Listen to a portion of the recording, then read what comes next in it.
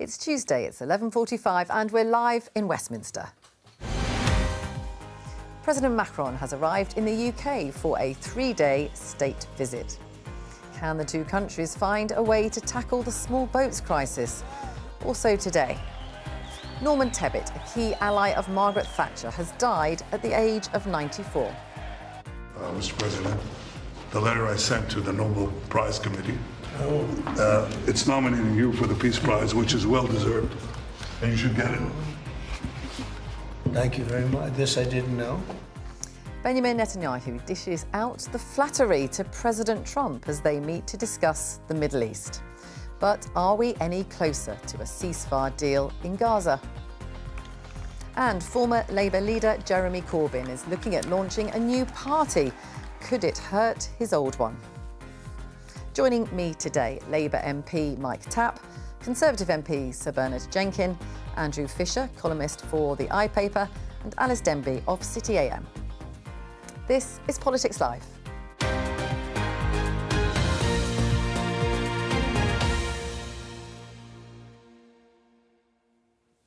And we will come back to that state visit by Emmanuel Macron in just a moment. But as we come on air, there is some breaking news. You can see this BBC News headline.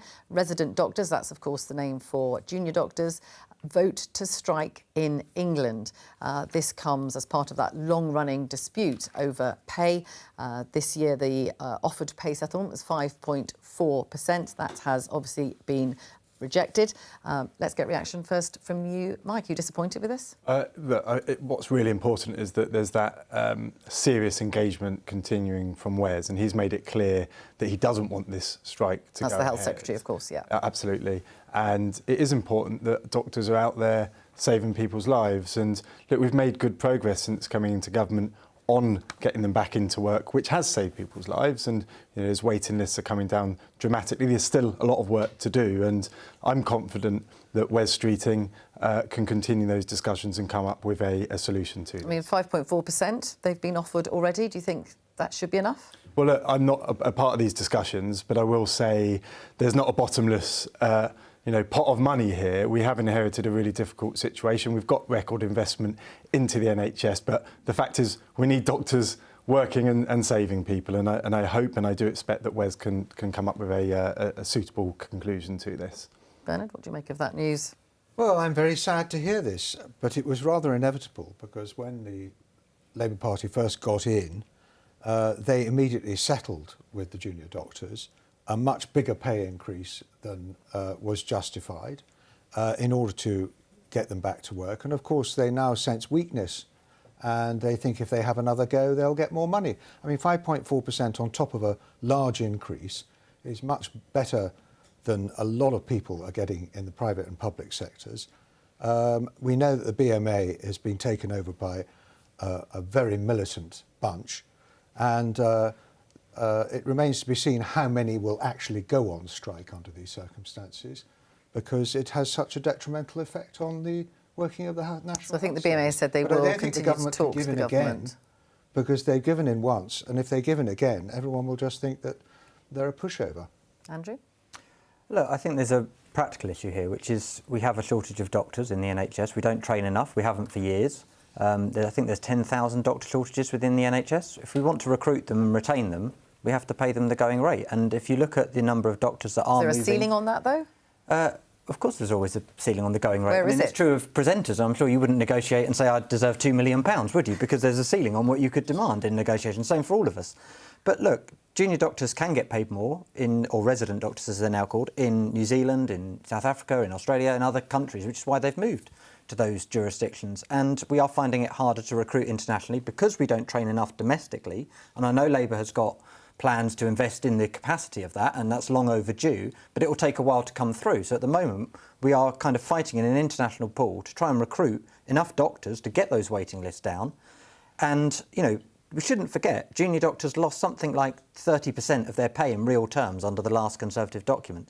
They're trying to get restoration back to where they were in 2010. Nobody was saying in 2010 junior doctors are overpaid, they're living the life of luxury. I think it's quite right. MPs' pay didn't go down by 30% in that period. Why should junior doctors? Alice? I think demands of 30% are completely unreasonable. I think it's back to where they were. Nobody in any other sector is getting a 30% pay rise. I think that's absurd. I think this shows the absolute folly of having dealt with the BMA in the first place. I think this shows them for who they really are, an extremely aggressive trade union for whom no amount of money will ever be enough and who are prepared to hold patients to ransom after the NHS has been so badly damaged by COVID. And I think it's ironic that it's happening on the day that we're remembering Norman Tebbit, a man who did more than anything to tackle union militancy. I think we need a bit more of that spirit today. Well, it's ordinary doctors that voted for this strike. It's nothing to do with militants in the BMA, even if there were any militants in the BMA. But, you know, this is ordinary doctors who have voted. These are the people you meet when you go into hospital. So we shouldn't be, you know, I think, demeaning them in this way. I think it's far from ordinary doctors. As Bernard said, this is a trade union that's been taken over by... It's the members who vote, the doctors who vote. I'm sure we will discuss unions more when we come back to talking about Norman Tebbit a little bit later, but let's return to that state visit by Emmanuel Macron. He is here in the UK for 3 days. This is the live scene at Windsor, where they are waiting for his arrival. He and his wife have landed. They were greeted by the Prince of Wales, and Mr Macron will be going to Windsor. There will be a state banquet there this evening. And before that, he will address both houses of Parliament. Now, he is the first EU leader to come on a state visit to this country since Brexit. So my question to you, Mike, is why has it taken so long for an EU leader to come here on a state visit? Well, he's here. It looks fantastic. Very many years. I love the pomp and ceremony. I love the flags, like walking through the outside Buckingham Palace early on in the week and seeing them putting them all up. It's very exciting. We've got a really strong relationship with the French, thanks to Keir Starmer's solid diplomacy. That's what we needed to see on trade, but also importantly, and I know we'll talk about this more later, on stopping those small boat crossings, because they are a vital partner in this, and we've already seen some changes there. This is a really exciting visit, and I hope we see some positive announcements. But do you think, I mean, Brexit, was that the reason that there hasn't been a visit for so long? Well, who knows? I can't speak for previous prime ministers, but I can say that Keir Starmer has put a lot of effort into resetting those relationships, rebuilding them and making them positive, which is best for this country. Bernard, are you happy to see him here? Absolutely, yes. France is one of our key allies, and between the two of us, we should be able to sort out the small boat crossings. But what is so notable, I mean, we're in a worse situation on the small boat crossings than ever. The smash the gangs policy has clearly been a complete failure. We'll come on to that in a second. But I mean, this visit, this wouldn't have happened, would it, under a Conservative leader who was a Brexiteer? Do you think? Well, it didn't, did it? We had lots of state visits under the previous Conservative government, and not since Brexit of an EU leader. Since the referendum, yes. I'm not sure that I can't remember since actual Brexit. But the point is that we have the very first strong, EU leader since Brexit. Well, on a state visit. Then it's a good thing, and I'm sure it would have happened under a Conservative government in due course. The idea that it was some kind of non-speaks with all the European countries was clearly rubbish. I mean, look at the cooperation between all the European countries and the UK over Ukraine, for example. Okay. And that is by far the top issue in Europe at the moment. OK. Well, we are joined now by Eleanor Calwa. She is a member of the French National Assembly and a member of Emmanuel Macron's Renaissance Party. Thank you for speaking to us. Why do you think it's taken so long for this state visit to happen?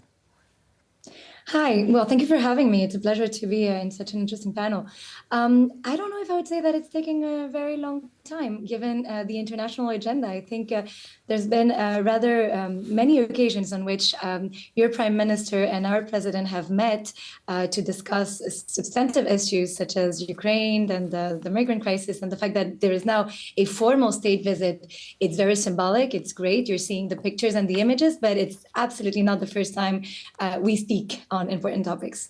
Do you think the relationship is back on track, if you like? I mean, Emmanuel Macron wasn't very pleased about the British people voting for Brexit, was he? Well, no one was really pleased about the British people voting for Brexit. It's like one of our panel, at least, was. Well, in France, there was almost a consensus throughout the French political parties to say, well, this is a breakup and we're being dumped. So that wasn't really nice. But we do understand where it comes from. And it was a very difficult time, the immediate post-Brexit discussions.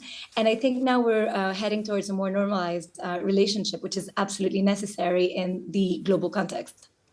One of the key issues, this is the pomp and ceremony, if you like, today, because the king is centre stage. But the politics will come into this, won't it, later in the week? And one of the key issues is going to be about immigration and particularly how to stop the small boats crossing the Channel. I'm just showing here a headline from the Daily Mail newspaper, and it says here, hand back our £771 million, Mr Macron, s'il vous plaît. French president to face questions over his country's failure to dent small boat crisis as he arrives in Britain. I mean, there are some people here who feel that a lot of money has been given to France, and yet enough hasn't been done to stop the boats. What do you make of that? If it were just a matter of money, we would all know it, and we wouldn't be facing the crisis that we're facing, both in the UK, in France, but throughout Europe. We know it's a very complex issue. And the same way you look at things, we look at things with regards to other Southern European countries through which the migrants enter, sometimes only to cross our country, to go ultimately to the UK, that is seen as a very attractive country. So I think pointing at fingers and saying that we're not doing enough, it's A, not constructive, B, not fair.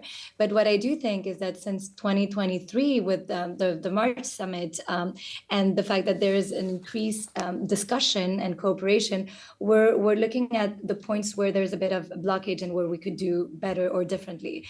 One of these things is, for instance, allowing the police to intervene in the sea. It wasn't possible. It was something that required a change in our legislation, and right now it's something that we're heading towards that. But again, I think this is just one drop in an ocean of issues, and the problem is, why do so many immigrants want to go to the UK, and how do we work collectively, not only the France and the UK, but also with other European countries, to stop this influx of migrants, which are actually the victims of smugglers and networks.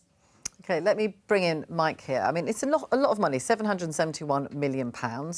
Do you think it's been value for money? It's really difficult to answer that question, but what I can say is 11,000 crossings have been stopped by the French, working with the Brits over the last year, and that is significant. So that's been worth it? The fact is, we do need to go further with this. The crossings we've seen, although we've seen this before in 2022, by the way, over a 10-week period, there's a very similar number of crossings. But that's not an excuse. Looking back isn't good enough. Looking forward is what we are doing. And actually, that diplomatic effort to have our French colleagues changing their laws to tackle the boats in shallow waters will have an impact. But it's not the answer, and this is why it's such a complex problem. There's a lot of different things that we are already doing and that we need to do more to stop those crossings. It's a top priority for me, for my constituents, but also for the government, and I have no doubt that Yvette Cooper will deliver on this. Bernard?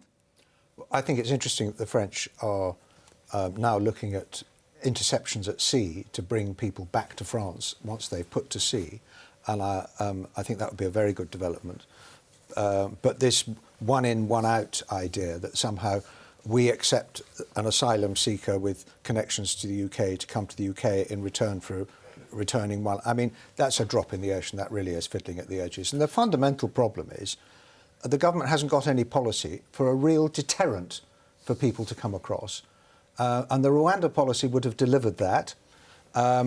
And it's very interesting that two things in Europe, several countries are now looking at the relationship with the European Convention on Human Rights and the Court of Human Rights in Europe, because they think that is an obstruction to effective policy. And several of them are looking at third country expulsions, using third countries. Just to say, we are just watching so that when live people arrive in here. their country, they're deported, and that's the policy we need. We're just looking at live pictures here from Windsor. We have seen the King and Queen arrive. We can see the pageantry there, the greeting. This is a big moment, and the King said to be pretty friendly with Emmanuel Macron. Let's return to the politics for a moment or two. Eleanor, you talked there about the UK being attractive to migrants. What do you think the pull factors, if you like, are? Why do migrants want to come to this country? I think there's a variety of reasons, and I'm not knowledgeable enough about your legislation and social security system, or the reasons, like the deep reasons why people would come. But what I do know is that you have these networks of migrants that have family in the UK, that perhaps speak English, that feel more comfortable going to your country. And the point I wanted to make is that we're a country where these migrants just go by, but as they cross our country, they also have an impact on our country and on our constituents. And if you look at Calais, it is absolutely terrible what is happening out there. And the French governments, successive French governments throughout the years, have invested major amounts of money to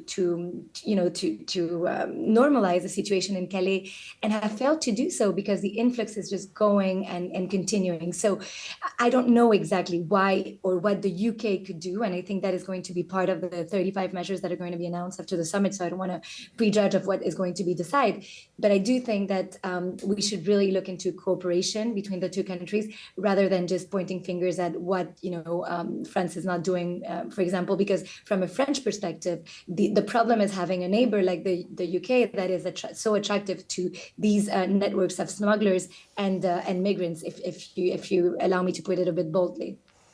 There are suggestions of a return agreement, as it's being called. Have you heard anything about that? Yes, but nothing concrete. I think we'll have to wait for the announcements in a couple of days. OK. Andrew, what do you think the solution is here?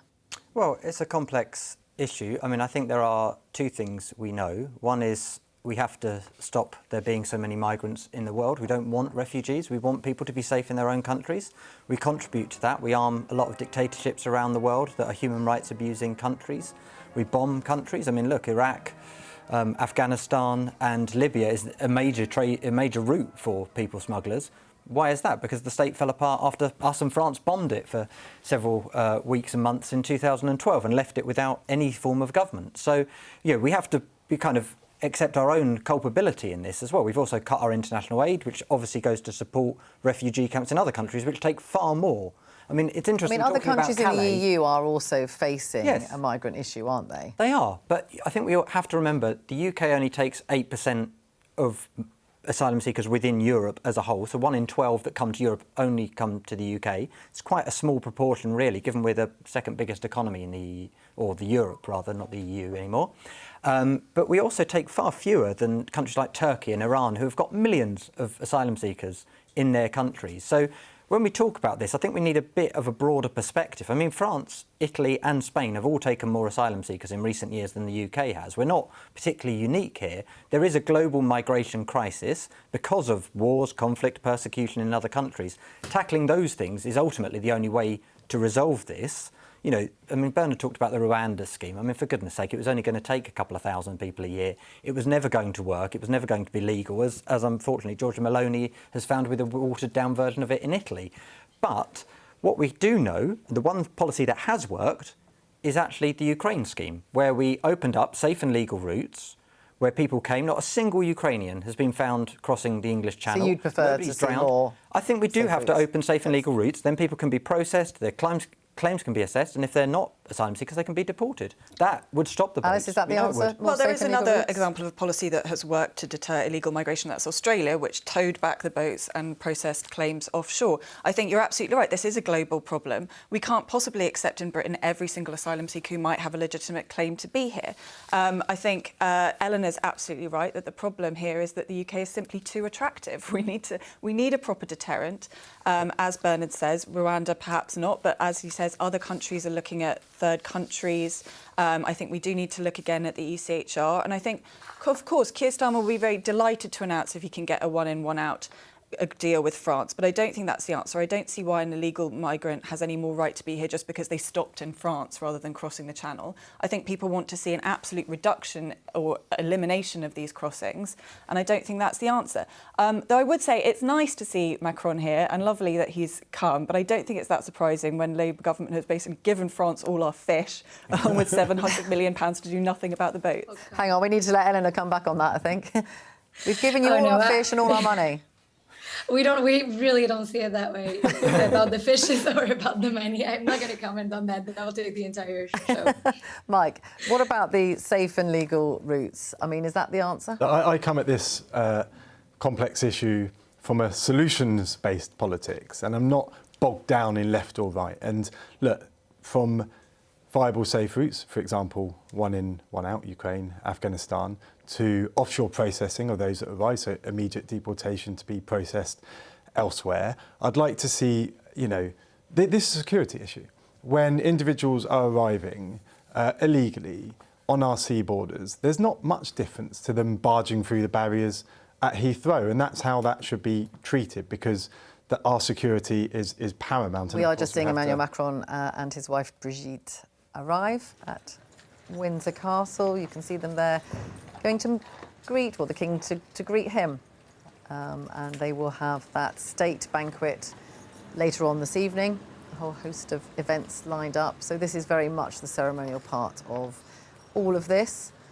I think they have a close, friendly relationship, the two men. And then there will be, of course, the politics. We will see a Keir Starmer at some point as the politics kicks in, and there will be a press conference at the end of all this, and of course an address to the Parliament, to our Parliament, by Emmanuel Macron later on this afternoon. Mike, sorry, carry on. Do carry on. Pleasure. What a wonderful thing to see.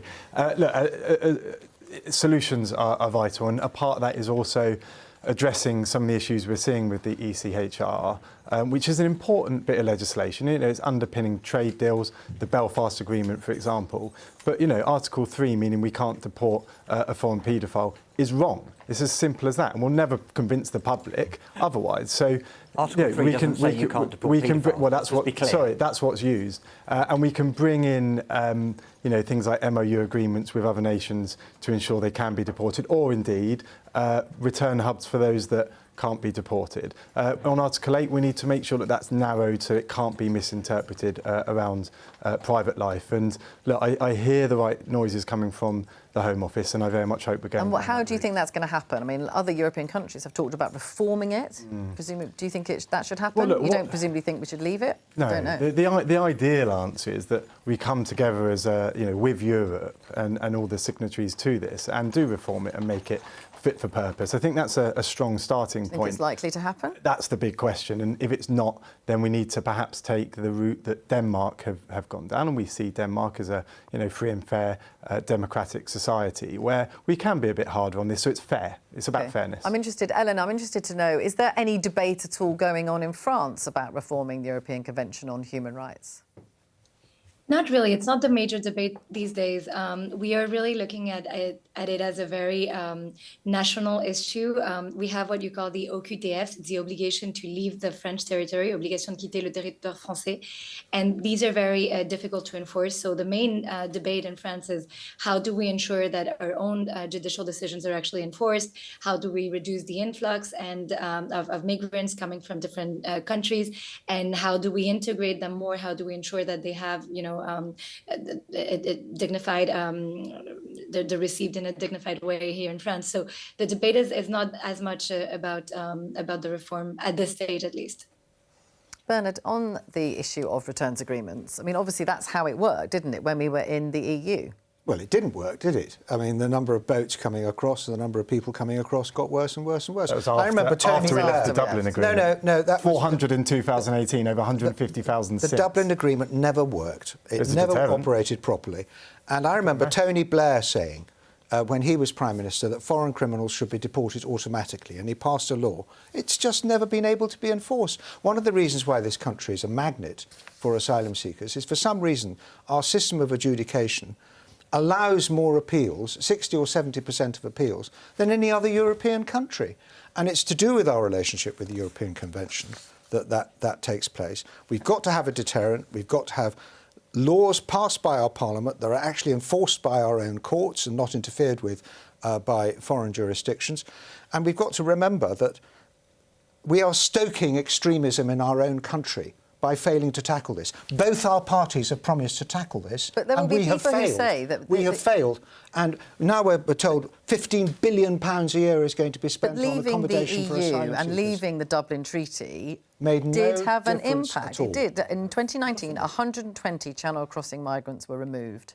Well, 120? You think that was... Then 133, and then 3 in big deal. 2021. But before that, there were more. Ocean. No, before that, there were more. If you don't mind, the crossings also jumped from 400 to 150,000 since we left the Dublin Agreement. It would be odd to not put those two things together and say that there's clearly so you think a causation if we were in the EU, it would have all been all right? Absolutely not. Look, that deterrent let's was there. just dispose of that. That deterrent was there. Of course, we've got to move forward and look at what we can do with returns agreements. It was not an effective deterrent. Agreements are important.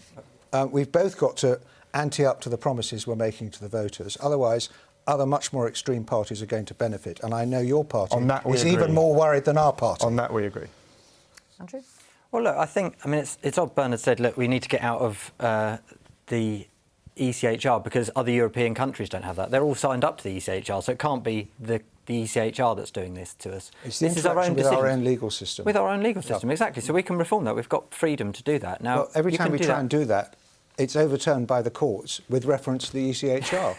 That's what you can't have it both ways. The only reason you say the Rwanda thing was illegal is because the courts found it illegal. The UK courts found it illegal. The UK Supreme Court, with the reference UK to the Supreme European Court, Convention of Human Rights, UK, which is in law, which was voted for by MPs in 1998. You remember you were there, the Human Rights Act. So I didn't vote for it. Well, but yes, fine. You personally didn't, but the UK Parliament did. I thought it was a huge mistake, and so it has proved. Yeah, well, I don't think it has. But look, the reality is we don't have a large amount of asylum seekers coming to this country relative to other European countries. We take fewer than France, take fewer than Italy, take fewer than Spain. We are not this huge magnet for asylum seekers that is made out. And I think we need to recognise the scale of the global problem. So these illegal crossings are fine then? No, they're not. They're incredibly dangerous. 178 people have died in recent years trying to cross the channel. That's awful on a humanitarian level. Yeah. I told you what I think we should do about it. I think let them all in. No, we open safe and legal routes so that people can get here safely, and then we adjudicate and we deport those who are found not to have. But this idea that we have people coming in dinghies, risking their life, children drowning, I think it was a dozen children died last year. That's not acceptable on any level. We need to stop the boats, but we need to do it in an ethical way that respects the fact that we have got a duty in the world to take refugees, genuine refugees, and we take very substantial numbers of refugees. We do. Provide safe and legal routes from Syria. Very few. There are none from Syria. There are very few from Afghanistan anymore. There is the Ukraine route. I would also say the issue with safe and legal routes is that we would obviously, by those routes, take vulnerable people, women and children, whereas the people who are coming over in small boats tend to be healthy young men. Because it's dangerous. So the way you stop that is by having a proper deterrent. I think having a country as attractive as Eleanor put it to people to risk their lives crossing the channel in this way is a moral abomination. I don't think talking about an ethical framework and talking about it this way is the way to solve it. I don't think that's moral. I think we do have to have a deterrent. Being ethical is moral. I don't think that. Right, let's just before we go back to Eleanor, because she's been patiently listening to this British argument, just to say these are the live pictures from Windsor Castle, and we can see that Emmanuel Macron, the King, Queen, Emmanuel Macron's wife Brigitte, they are about to go off in a carriage to do a tour around Windsor. The sun is shining, and they are set to go off to the castle together, and then there will be that state banquet this evening. And Eleanor, if I could just come to you finally. You are, of course, a French MP. You've been listening very patiently to this heated debate here, and there will be people watching who do feel that the French could be doing more if they wanted to, and they're just not doing it. Well, I can reassure them that that is not the case, that there is absolutely no desire on the French side to be in a situation that is a tragedy for the migrants, for the people that live near those areas where the migrants just wait to go to the UK.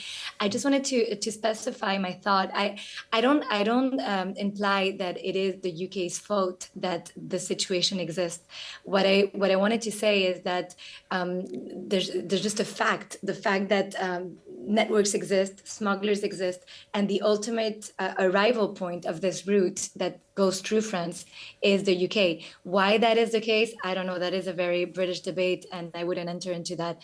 But what I do believe in is that we share a willingness to limit the influx, because otherwise we can simply not welcome people in dignified conditions, and we cannot offer them the shelter or the basic life conditions that they deserve.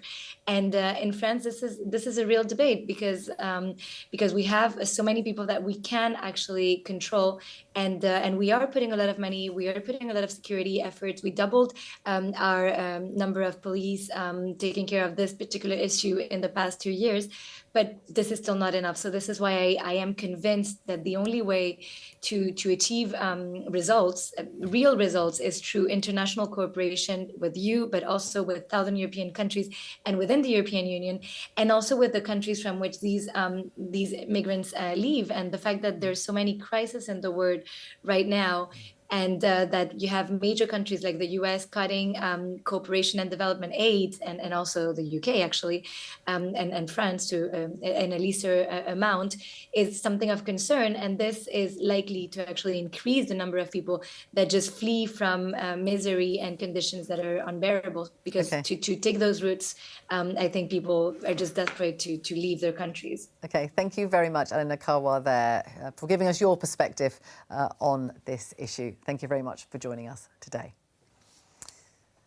Now, Norman Tebbit has died at the age of 94. Throughout the 1980s, of course, he served in Margaret Thatcher's cabinet.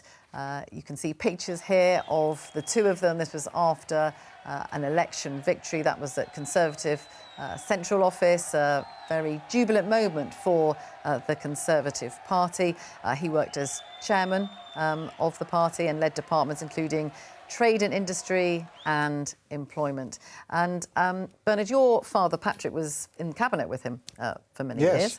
What are your recollections and memories of Norman Tebbit? Well, I didn't know him at all well then. I got to know him much better later on. I'm bound to say he would not want to be primarily remembered as the victim of that dreadful bombing. I was there in 1984. Yeah. And it scarred all of us in different ways. I wondered where my father was for many hours. He was staying in the Grand Hotel. But you can see pictures here. This was, as you say, in 1984, the Grand Hotel in Brighton.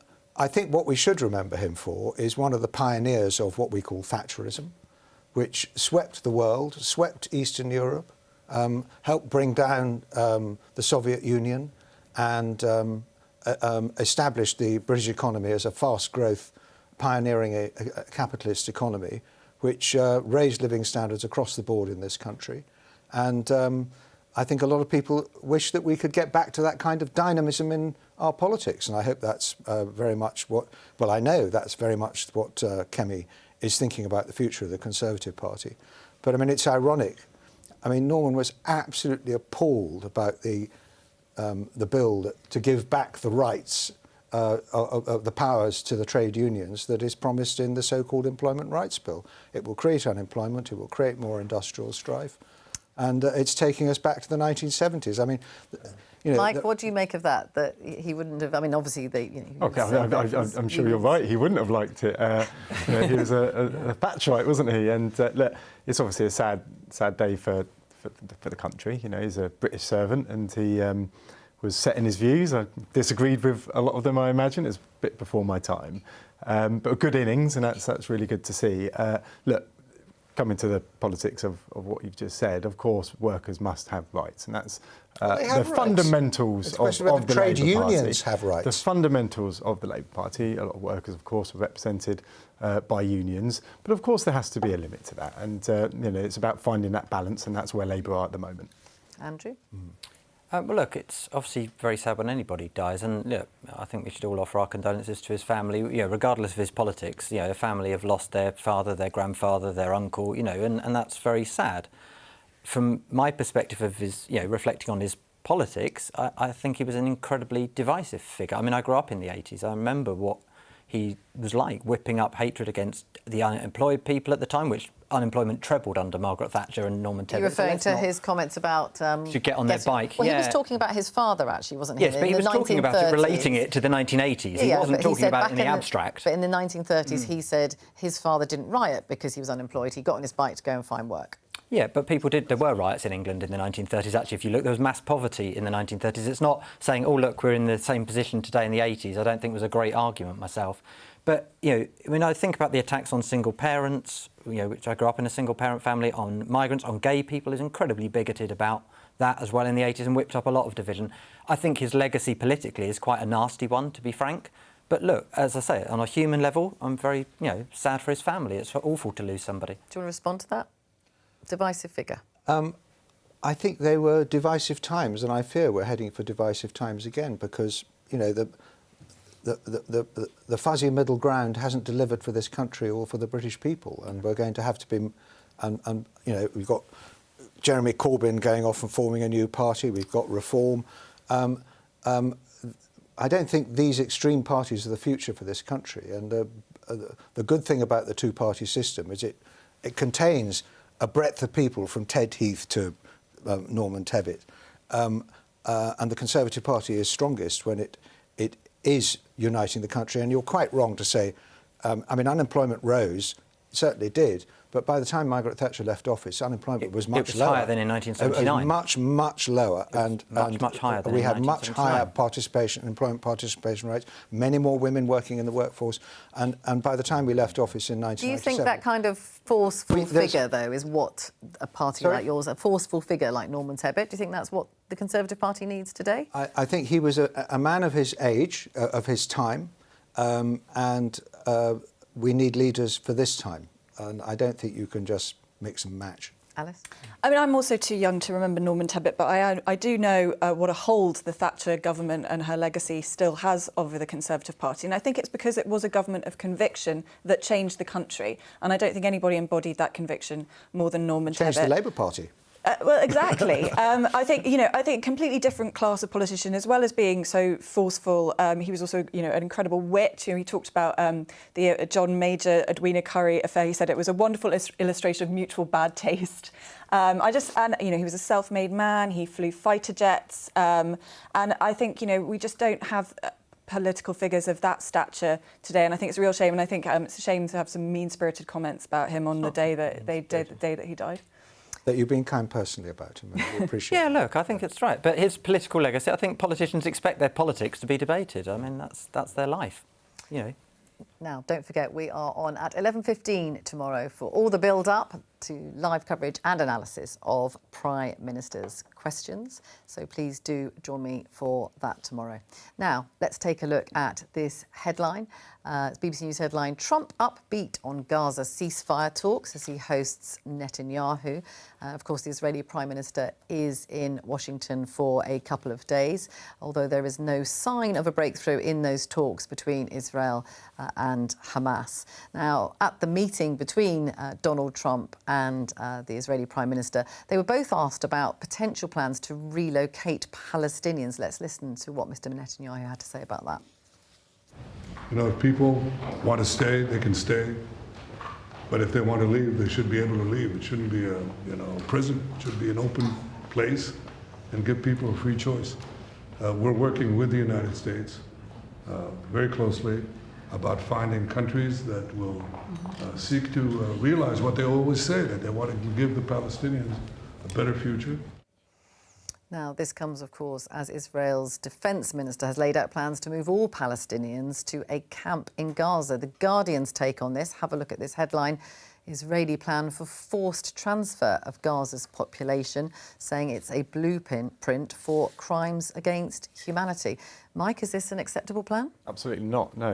And we have to protect the innocent civilians who have been treated extremely poorly in Gaza. We need to get that aid in and start rebuilding. We need a ceasefire first, of course, and ensuring that these people can begin to thrive. But of course, Hamas need to release the hostages, and Israel needs to maintain its ability to defend itself from the numerous threats around it. So it's not either or, and it's about coming to the right conclusion. And I hope that President Trump can use his influence and put that pressure on Netanyahu to make the right moves here. Well, we haven't heard much from politicians here about these plans. Do you think Keir Starmer, David Lammy should be calling it out more?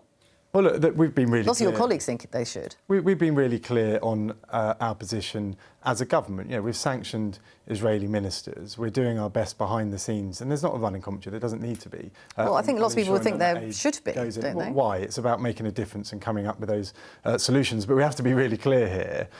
Netanyahu doesn't seem to be listening to the Americans at times.